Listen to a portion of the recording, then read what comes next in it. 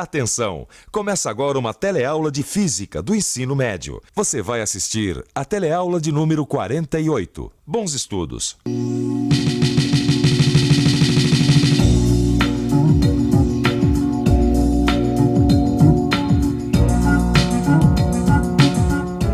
Olha só que absurdo! Novo teste nuclear no Oceano Pacífico. O mundo protesta, faz muito bem de protestar, é isso mesmo. O uso da energia nuclear sempre causou muita discussão.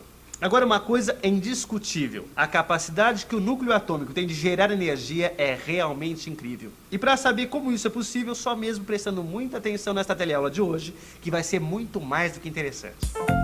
Você vai conhecer um pouco mais sobre a estrutura do núcleo do átomo e sobre radioatividade. Vai descobrir que a energia nuclear tem várias aplicações e ainda vai conhecer os quarks, partículas que hoje são consideradas os menores componentes de toda a matéria do universo.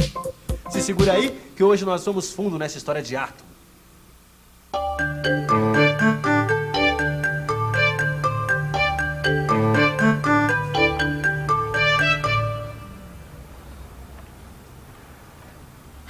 Maristela, olha só que incrível! Os gregos pensavam que o átomo era o menor componente da matéria e que ele era indivisível.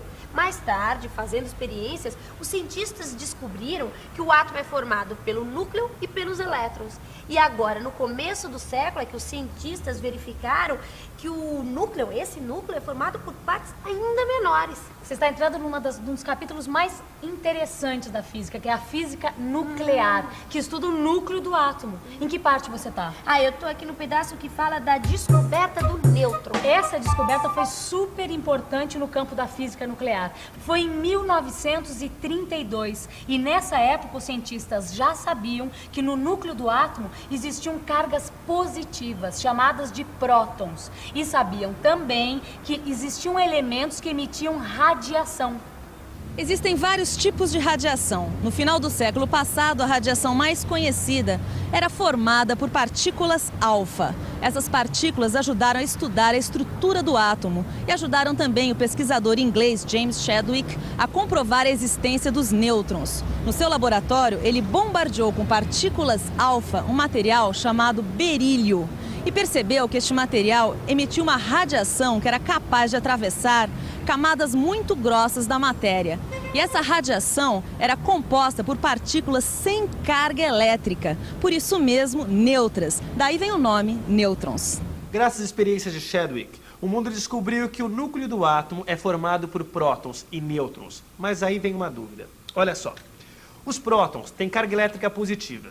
E eu sei que cargas elétricas de mesmo sinal se repelem. E, portanto, um próton repele o outro. Além disso, como os nêutrons não têm carga, eles não interagem eletricamente nem com os prótons, nem entre si. E aí é que está a minha dúvida. Como é que estas partículas permanecem unidas formando o núcleo do átomo? Sabemos que não é a força elétrica que mantém o núcleo unido, porque essa força, na verdade, tende a afastar um próton do outro. E, além disso, não existe entre os nêutrons. Conhecemos também uma outra força, a força gravitacional, que na verdade é muito mais fraca que a força elétrica. Deve existir então uma outra força que apareça entre os nêutrons e os prótons. Força nuclear. Para explicar a existência do núcleo, os cientistas imaginaram que existe um outro tipo de força que age somente entre os prótons e nêutrons, a força nuclear. Isto permitiu explicar por que os prótons e nêutrons permanecem unidos. Pois é, mas nem sempre o núcleo permanece unido. O núcleo de alguns elementos químicos se desintegra e emite partículas. Este processo é chamado de desintegração radioativa, ou também radioatividade. Muito bem. E você saberia me dizer mais sobre isso? Sei sim. No núcleo ocorrem reações nucleares. Nessas reações podem ser produzidos elétrons que compõem um tipo de radiação chamada beta-. Esses elétrons são iguais aos que existem ao redor do núcleo, mas não são os mesmos. E existe outro tipo de partícula também produzida nas reações nucleares. São chamadas de pósitrons. Os pósitrons são muito parecidos com os elétrons, mas têm carga positiva. Essas partículas compõem a radiação beta+. Dá uma olhada nessa tabela que tem aqui, ó. Olha aí, a radiação beta pode ser positiva. Nesse caso, ela é formada por pósitrons. e pode ser negativa. Nesse caso, ela é formada por elétrons. A radiação alfa, muito usada nas experiências, é composta por partículas alfa, que são formadas por 2 prótons e 2 nêutrons. Quando o átomo de um elemento químico se desintegra emitindo radiação, na verdade ele está perdendo partes do seu núcleo. Nós já sabemos que o elemento químico é caracterizado de acordo com seu número atômico, ou seja, de acordo com o número de prótons que existem no seu núcleo. Vamos entender tudo isso melhor estudando o que acontece quando o urânio se desintegra. O urânio é representado pela letra U. No seu núcleo existem 92 prótons, isto é, seu número atômico é 92. Quando o urânio se desintegra, ele emite uma partícula alfa formada por 2 prótons e 2 nêutrons. Ao emitir uma alfa, este núcleo passa a ter 90 prótons, isto é, seu número atômico passa a ser 90. Bom, você deve estar se perguntando, e daí que o número atômico mudou? Daí que o número atômico é como se fosse a carteira de identidade do elemento. Se o número atômico muda, o elemento deixa de ser ele mesmo e passa a ser outro. Quando o urânio se desintegra, ele perde 2 prótons e seu número atômico passa de 92 para 90. E o urânio deixa de ser urânio e vira outro elemento, chamado tório, que tem número atômico 90. Incrível, né? Um elemento se transforma em outro. Incrível mesmo, hein, Maristela? O elemento se transforma em outro. Mas me diz uma coisa, o que acontece com a partícula? Partícula? É, a partícula alfa emitida. Ah, claro. As partículas alfa são emitidas com muita energia cinética, isto é, energia de movimento. Elas viajam pelo espaço até encontrar um meio material ao qual transferem grande parte de sua energia, até pararem. Quando elas param, elas capturam um elétron do meio, dando origem a um átomo de hélio, que fica preso no material. O problema é que, antes de parar, a partícula alfa provoca uma ionização no meio. Isto é, ela sai arrancando elétrons dos átomos que se transformam em íons, ou seja, há átomos cujo número de cargas positivas é diferente do número de cargas negativas. Este é o perigo da radiação. Aí, sabe, Maristela, eu só fico imaginando se esse meio material for o corpo humano. Aí eu não gosto nem de pensar. Quando as partículas alfa atingem o corpo humano, Rosinha, elas podem arrancar elétrons dos átomos que formam moléculas e assim danificam as células do organismo. Este é o lado feio da história do átomo. Mas a radiação também tem um outro lado, né? É isso mesmo, Rosinha. Agora, o uso controlado da radiação é muito útil na medicina, para fazer exames clínicos que ajudam a diagnosticar e a prevenir doenças. Ela é usada também no tratamento de doenças, através da radioterapia. Nós estamos ao lado de um reator nuclear. E este aqui é o Instituto de Pesquisas Energéticas Nucleares de São Paulo. Nós vamos conversar agora com o professor Roberto. Professor, o que acontece nesses reatores nucleares? Este reator, a exemplo de outros reatores distribuídos no mundo, ele funciona baseado na fissão nuclear. Para que ocorra a fissão nuclear, é necessário que tenhamos uma fonte de nêutrons e um combustível, no caso, o urânio. Esses nêutrons emitidos pela fonte, eles vão então entrar no núcleo do urânio e vão provocar a chamada fissão nuclear. Esta fissão nuclear emite então uma energia muito grande. E qual a diferença entre o reator nuclear e a bomba atômica? O princípio, novamente, é o mesmo, ou seja, a fissão nuclear. Ocorre que no reator você pode controlar a fissão. Controlando a fissão, a quantidade de fissões, você pode controlar a potência do reator. Enquanto que numa bomba atômica você tem uma grande quantidade de fissão sem controle, ou seja, uma liberação de energia num tempo muito curto. Quer dizer, então, que essas explosões atômicas no oceano são resultado da ruptura dos núcleos de alguns elementos, sem que haja controle sobre a energia liberada. Interessante, e mais interessante ainda, é o que diz aqui neste livro. A energia do Sol também tem origem em reações nucleares. No Sol ocorre um processo inverso à fissão, chamado fusão nuclear, isto é, os prótons presentes no Sol se juntam, ou seja, se fundem, e formam núcleos de um outro elemento químico chamado hélio. O resultado dessa fusão é a liberação de uma grande quantidade de energia, que se propaga pelo espaço, atingindo também a Terra. Nós existimos graças a essa energia. César Lattes. Eu não sabia que tinha um cientista brasileiro na história da física nuclear. Pouca gente sabe, Rosinha, mas em 1947, César Lattes foi um dos responsáveis pela descoberta de uma outra partícula, o píon. Mas é bom não confundir, o píon não faz parte do átomo. Ele é uma partícula que surge das colisões entre outras partículas e tem um tempo de vida curtíssimo. E como é que os píons foram descobertos? Foi assim, ó. Bom, como você sabe, a Terra é constantemente bombardeada pela energia solar. Bem, além dela, a Terra é atingida por raios cósmicos, que vêm do espaço interestelar.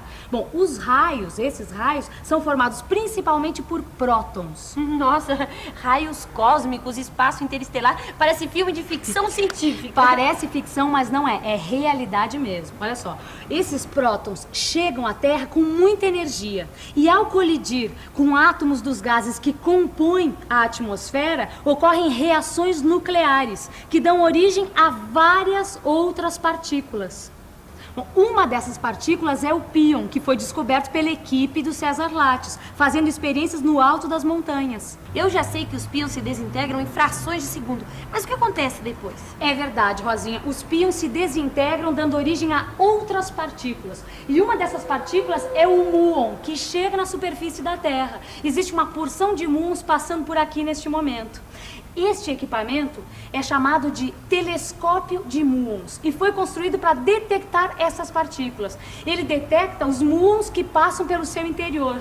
Assim nós podemos saber que um muon passou por aqui e saber de onde ele veio. Elétrons, pósitrons, nêutrons, prótons e píons. Todas partículas subatômicas, ou seja, menores do que o átomo. Os gregos acreditavam que o átomo era indivisível e que não existia nada menor do que ele. Depois, os cientistas descobriram que o átomo tem componentes menores do que ele e que esses componentes podem ser separados. Atualmente, eles descobriram que parece ser a menor porção da matéria, as partículas elementares. Vamos conversar agora com o professor Escobar, do Instituto de Física da Universidade de São Paulo. Professor, o que são essas partículas? As partículas elementares são os menores constituintes da matéria que nós conhecemos hoje.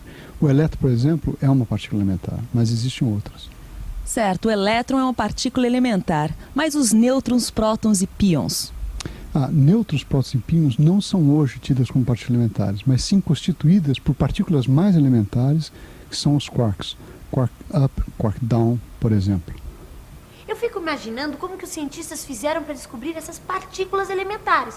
Eles precisaram de muitos equipamentos para realizar medidas muito precisas e de aceleradores de partículas. Aceleradores de partículas? Os aceleradores de partículas, Rosinha, são equipamentos muito sofisticados, construídos com o objetivo de acelerar partículas como os prótons e os elétrons. Quando essas partículas estão em altíssima velocidade e, portanto, têm muita energia, elas colidem com um alvo ou com outras partículas. Dessas colisões surgem outras partículas. Estudando os resultados dessas colisões, os cientistas descobriram novas partículas, como os quarks. Opa, eu tô lendo aqui que o próton é formado por 2 quarks up e um quark down. Já o nêutron tem 2 quarks down e um quark up. Eu só me surpreendo com o átomo. Puxa vida, mas quanta coisa, eu tô até meio confuso. Mas peraí, vamos colocar as ideias no lugar.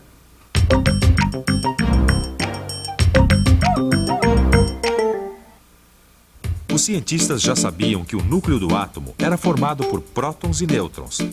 Depois, eles descobriram que os prótons e os nêutrons eram formados por outras partículas ainda menores, chamadas quarks. E existem 2 tipos de quark que compõem a matéria: o quark up e o quark down. O próton é formado por 2 quarks up e um quark down.